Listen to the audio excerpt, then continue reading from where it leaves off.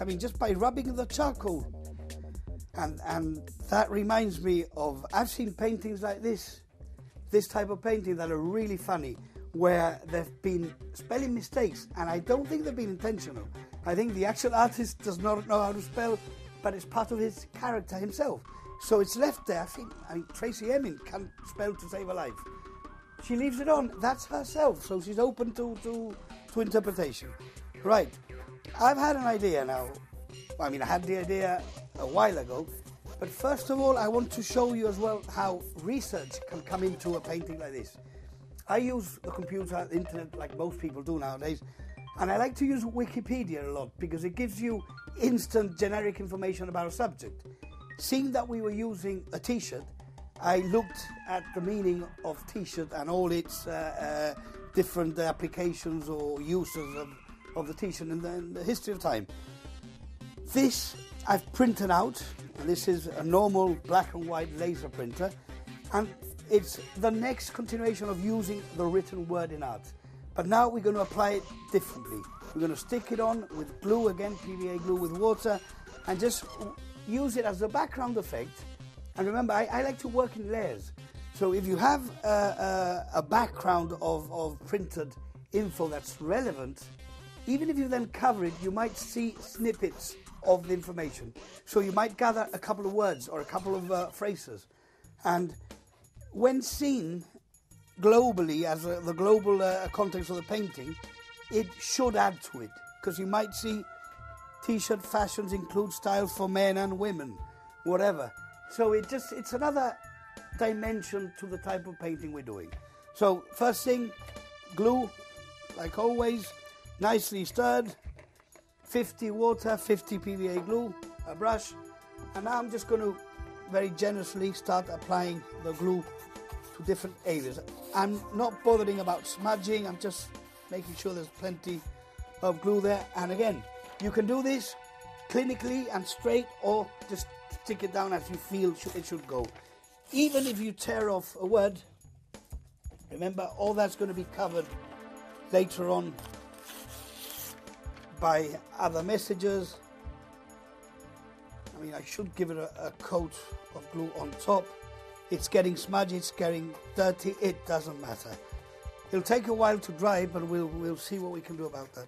Get some more glue, and I'm quickly cover the whole area, or what I feel should be covered. So I can carry on with this for a while.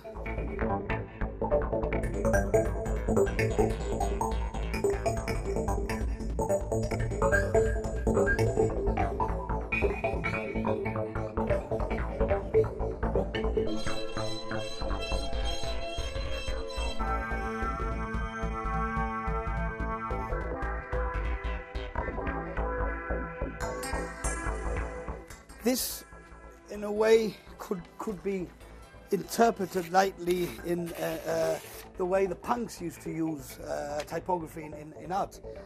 It says something, but it doesn't really. It just works in a different dimension.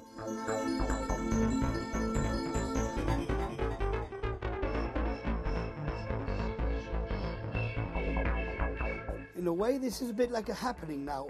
You can't control what's going to happen, and you don't know where it's going, but hopefully we'll get somewhere.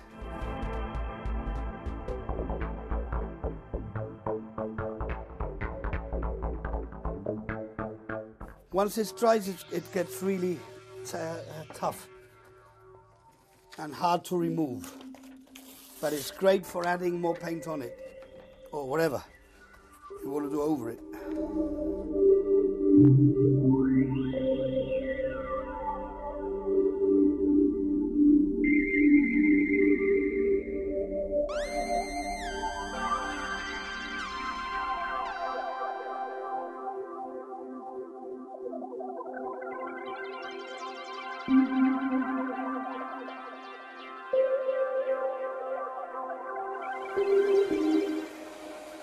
Okay, this is a very valuable tool, which is a hairdryer. Always try and have one handy, because at the end of the day, it speeds up the work, especially if you work in layers like I do.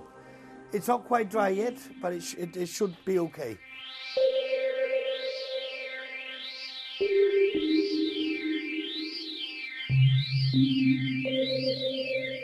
The first thing I've thought of seeing this, and I already like the way the background now is beginning to mix up with the actual t-shirt. But now I'm just going to do something completely instinctive, which is something I always do in drawing, and that's an outline. I'm going to go back to the form and bring it out again by outlining it in black. It might not work and I'll have to take it off, but I'm going to give it a nice black outline, dripping paint as always, and see what happens. Now I'm like marrying the two surfaces, and even you can do sort of squiggly effects. Now this can become like a cartoon, all around the painting. Right, this is now totally spontaneous. Nothing that I'm doing from now on and from a while ago has been planned. First thing, I've seen that colour and I've more or less mixed a similar colour using the PVA glue with the emulsion paint. Let's see what happens. I'm just going to pour a touch there, quite a bit actually, and now I'm going to see what happens when I stretch it out with a squeegee. Normal squeegee bought in a hardware store, and it helps at times to get interesting effects. Even mixing with the black. You see? Now that's becoming powerful. At least for my eyes it is. I like the uncontrolled effect I'm getting. And as you can see, you can hardly see the letters anymore, but they still come through.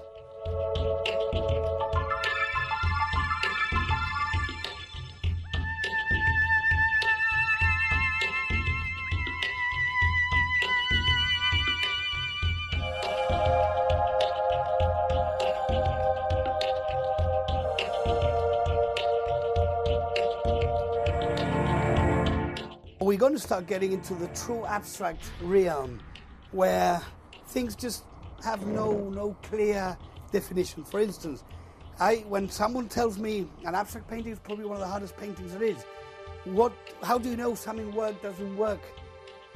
There's no real explanation. It's a bit like music. I compare abstract art to a guitar solo, or an instrumental piece, or a classical piece, violin, whatever. Why does it sound good? It just does. As a drum solo, it's just notes, but it works. Abstract art is the same, taste. I might even now delve into the t-shirt area and see if I can marry the two worlds there. See what effect I get. I'm just being adventurous. Eventually I'll end up with no t-shirt whatsoever, just a remnant of it.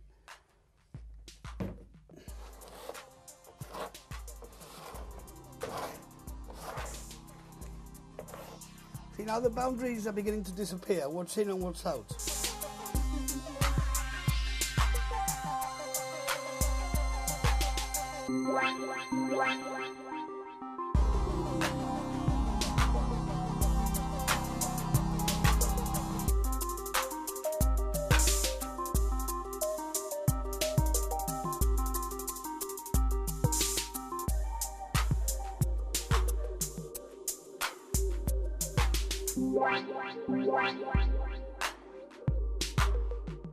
See, now I'm trying to get rid of some of the paint because I think there's a bit too much.